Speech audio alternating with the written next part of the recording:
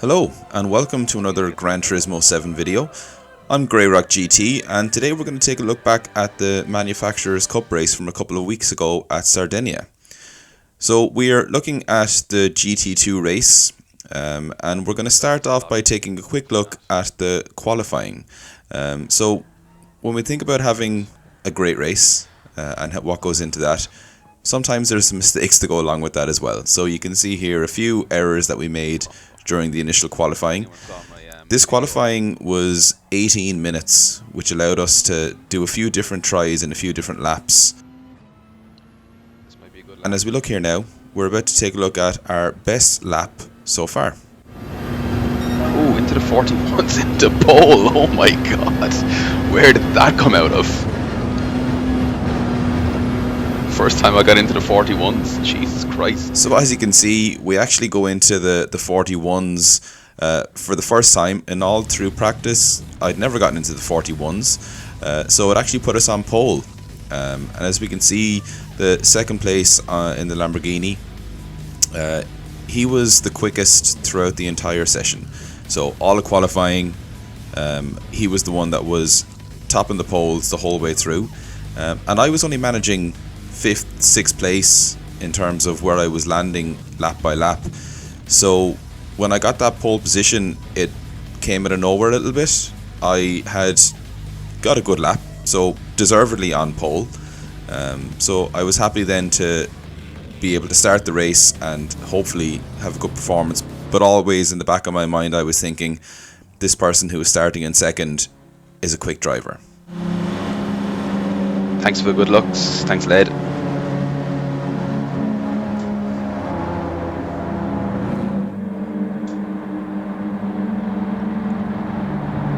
So as the race is about to start, the main thing that's going through my mind is when to lift or what to do in terms of lifting going into this first bend around Sardegna, because in normal lapping conditions it's a slight lift, turn and then back on the power, but going into it now with an unknown speed, because I qualified on pole, I was unsure what to do. So I was approaching this a bit nervous about P2 coming up close behind.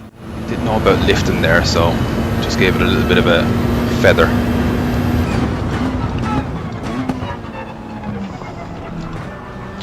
Make it through that turn, don't die.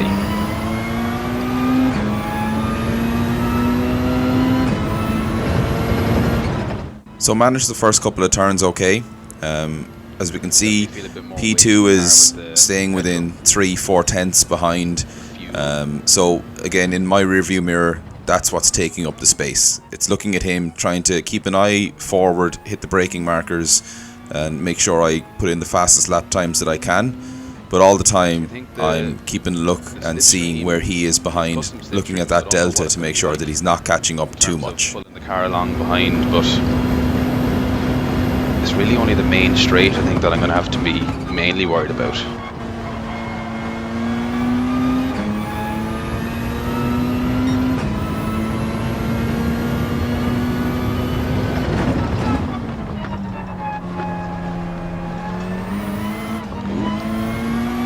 Jesus, Kevin, don't bin it in the first lap.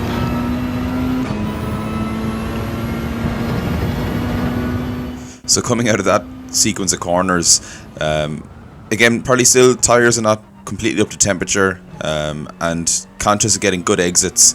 One of the main advantages of this Peugeot RCZ, especially the Group 3 car version of it, is that it has great launches out of the corners.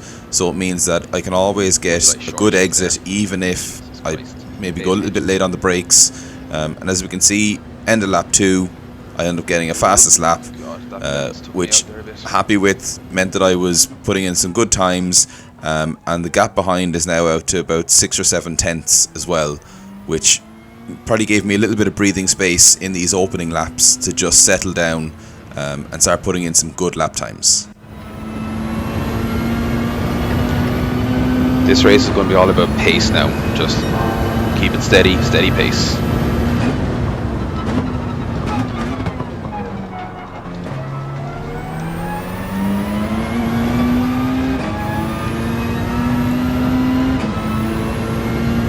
One good thing about this RCZ, it launches out of the corners. God, he was far much closer in that view looking back than he is in the rearview mirror.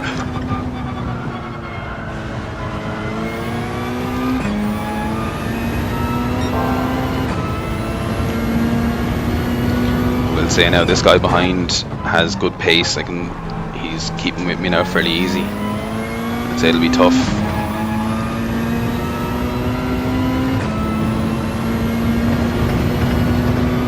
One thing about this race that was maybe a bit different to other daily races is that the slipstream was on real. So there was no custom slipstream that meant that just because he was coming behind me now with 4 or 5 tenths of a gap, that automatically he was going to catch and overtake me. Combine that with the fact that I was getting a good exit out of the final corner meant that I was able to stay ahead in this long straight, which was going to be one of the positions that I was worried about him potentially overtaking me. And as you can see, he ends up getting the fastest lap there now at the end of lap 2, going into lap 3, which meant he was obviously faster than me. My last lap was a 43.2, and he was a 42.9. So he was after gaining 3 tenths in that lap alone in terms of pace and really narrowing that gap. I feel like he's going to try it into one of those. It's really the only spot is those heavy braking zones. Yeah, objects in the mirror. Alright, Grover.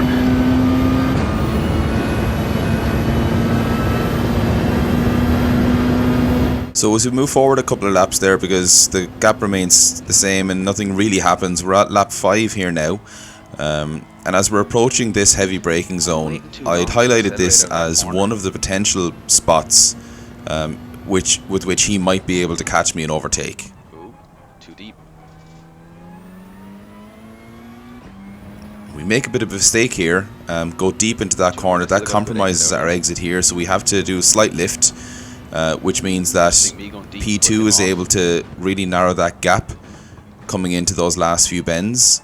So we're really down into the 2-3 tenths again, and it meant that I was now again looking behind more than looking ahead to see where he was going to make a move and whether I needed to defend into any heavy braking zones.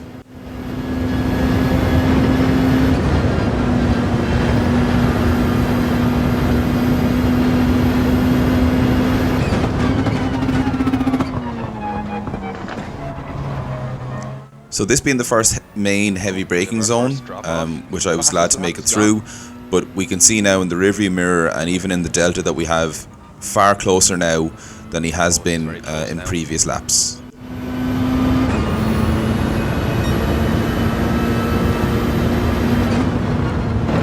And coming in here, I slightly overshoot in terms of braking, and now this is really the closest that he has been coming out of any long straight, heading into a heavy braking zone. Thanks for coming along. Thanks for the sub.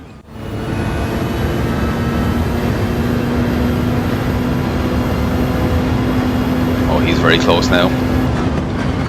He's trying it. That was a bit cheeky.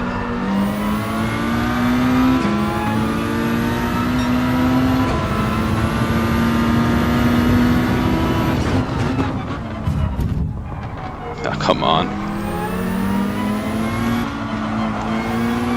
Give him space. So let's take a look back and see exactly what happened throughout those sequence of corners.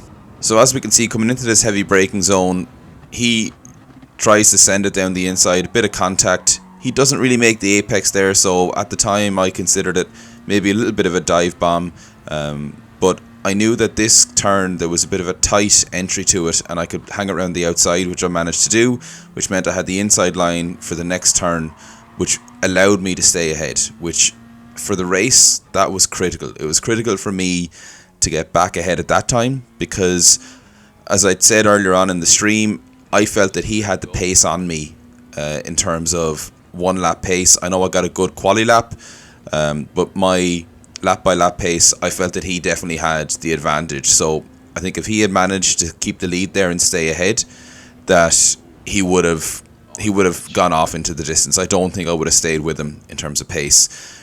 Made a mistake into the first turn there, went wide, got a bit of damage, and he is right on me. But I actually think what saved me in that regard is that he got too close to me going into that first heavy braking zone, and he had to back out.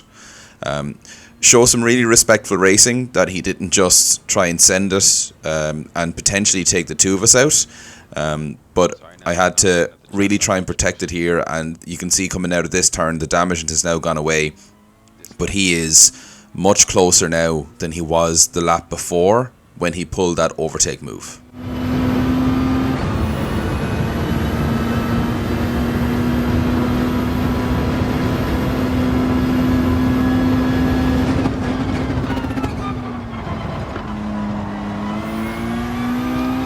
Knew he was going to try it up there again, so we needed to brake late. He's going to try it here now again, is he?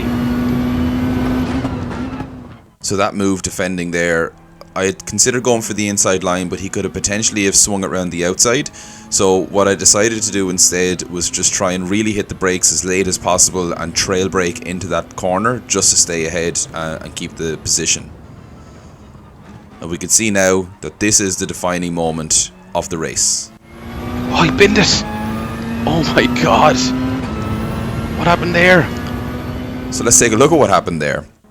So coming out of that final sequence of corners at the end of that sector, we can see he goes a little bit wide here onto the gravel. And then he's catching here, coming out into this last sequence. But as he comes around this corner, he probably brakes a bit heavy.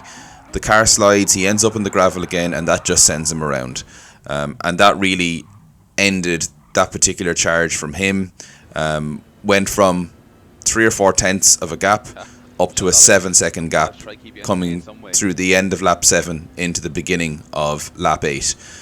So in terms of my race, the breathing room that provided me meant that I could now think tactically and what was going to be the best thing to do in terms of managing this race now. With that 7-second gap, what could I do? So we're coming through lap 8 now. We're going to go to lap 11. And as you can see, that gap has come down slightly by a second. But what I've been doing for the last number of laps is managing my pace. As you can see, the racing mediums are starting to go off a little bit. The grip isn't the same. As this lap had no mandatory pit stop, no required tyre change, this was a straight out 12 lap sprint. So there was tyre management involved here as well.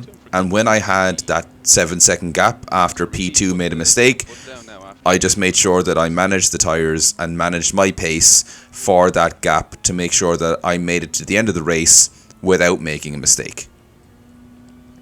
Now, as it happened, P2 spun. As you saw, he went down to P4, but he managed to recover to P2, and he was closing the gap to me in these final laps. Now, as I said, would he potentially have closed the gap if I hadn't been managing my pace to manage the tyres? Maybe not. Who knows? I didn't have him right behind me for those last number of laps to put me under pressure. So again, as I said, I was able to manage my pace, manage the tyres. But it would have been interesting to see, given if he had been right up behind me, what would have happened. So we're entering into the last lap now, and this is the biggest mistake that I make. Cut that corner too much. And what ends up happening now is I get a 1-second penalty. So I'm looking at the gap now being 5 seconds, 5.5 seconds to P2. A 1-second penalty could potentially cost me 2 or 3 seconds in terms of pace. So now I've gone from managing tyres, managing pace, to putting down as quick a lap time as I can with the tyres in the condition that they're currently in. So luckily, I managed to nail those couple of heavy braking zones after getting that penalty, which meant that I was able to maintain that 5-second gap coming through this sequence of corners. Also, in the back of my mind, knowing where the penalty line is, which is just around these next sequence of corners, it doesn't actually impact you too much. It's not at the beginning of a long straight or long acceleration zone. It's in the middle of a short straight, which actually means that the 1-second penalty doesn't impact you as much as it could. So we're approaching the penalty line now with a 5-second delta to P2. And as we come out of that, it only drops. As we can see now, it's dropping into the 4 seconds. I'm coming into the last bend into 3 seconds now. So I did end up losing 2 seconds of delta to P2 with that 1 second penalty, but I had it in hand. I had the time to be able to go through, and we celebrate with the pit crew, our Manufacturers Cup P1. Oh my god.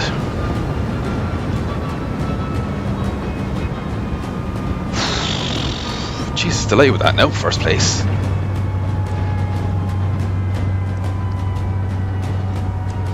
Sheldon Muppet move. Yeah, wasn't the best now last lap. Putting in 1 second penalty. So overall, performance-wise, I was really happy. I think from a GT World Series race, I felt that was definitely, for me, the perfect race. I did make a small mistake at the end, but overall, to qualify on pole and manage the pace, recover from the overtake attempt, and also recover from that penalty at the end, I was happy with my performance. This was also my second ever stream that I'd done, live stream, and it was to be under that type of pressure, and to be able to still perform and come home with the win. Really happy with my performance, and really pleased. So if you like that video, please give it a like, and also if you'd like to subscribe to our YouTube channel. We're just around the 55 subscriber mark now, and we're really trying to grow the channel as much as we can. So I'd appreciate you subscribing. And yeah, I've been Grey Rock GT. Thanks so much.